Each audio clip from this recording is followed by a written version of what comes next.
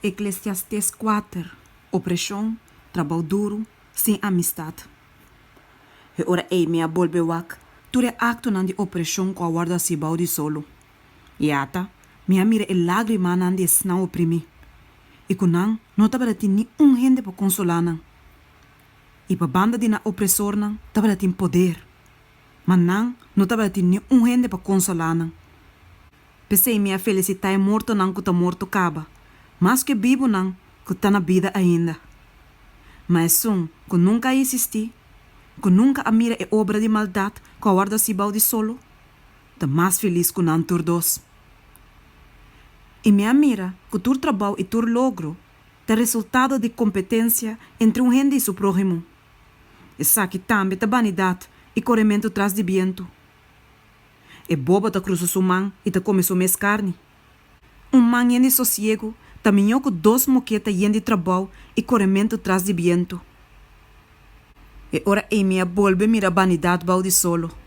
Tava de ter certo homem sem companheiro, que não tava de nem o homem, nem o homem. Torre tava atrás sem fim. De verdade, seu ovo nunca tava de queda satisfeito com riqueza. E nunca ela puntra. E tava quem me ta tra e ta abstene-me mês de prazer.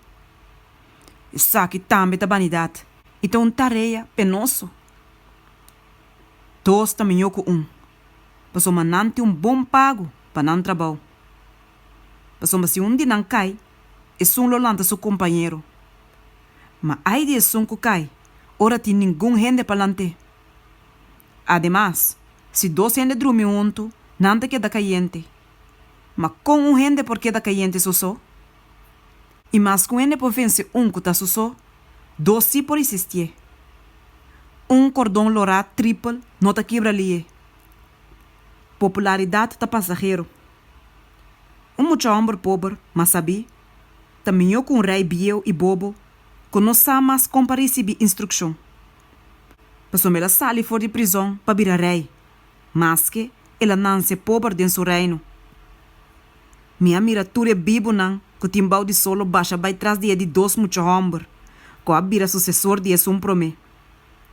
Não tem fim na ture hene não. Na ture senang que tava promê com não. E este senang que lo bem depois, lo não tá contento com ele. Passou pensar que também da vanidade e corrimento traz de viento.